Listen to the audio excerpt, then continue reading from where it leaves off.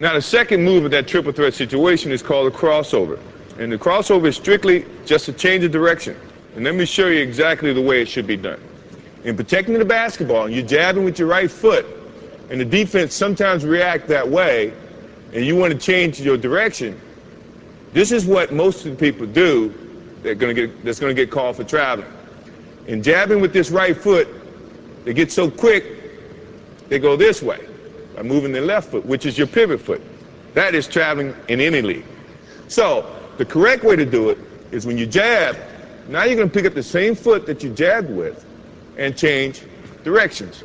And in putting the ball down, good defensive players, if you put the ball out here, have long enough arms. Scottie Pippen, for one, can slap it. Your momentum is going this way and the ball is going that way. Good way to correct that is when you jab, now you change. If you put the ball here, you got protection from your right leg. Your hand should be here protecting the basketball anyway. So now the only way the defense can get to that ball is to go through your arms, go through your legs. 9 times out of 10, it's going to be a foul. I say 9 times out of 10 because I could get away with it. But I don't play anymore, so you don't have to worry about that. So, jab step, change the direction this way, putting the ball inside your legs. Now the good thing about an offensive player is you got to be able to go both ways. If you go one way, now you're limiting your options. The defense is going to read that, and then they become more, I guess, have the advantage to try to limit your options. As an offensive player, you never want to limit your options. So when you're working on that move to do it this way, also do it that way. So now you can have 2 options. If my man is taking a defensive stance, the thing that I'm looking at right now is he's playing parallel. So now he's playing me to go either way, which is good. Which it also, to me, means all I have to do is give him a nice little fake this way.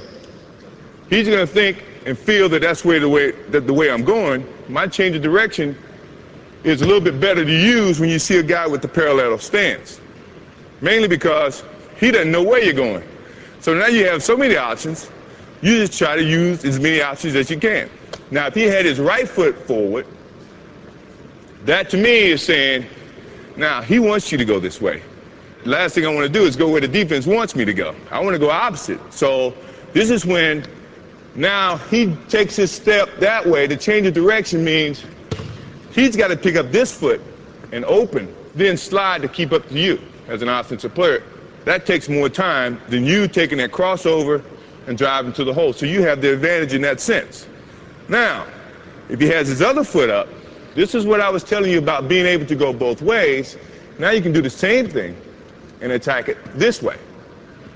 You see what I mean? So now he can't limit your options. So you should look, before you take your stance, look how the defense is playing you, and then decide which is your pivot foot, your right foot or your left foot, and then attack it.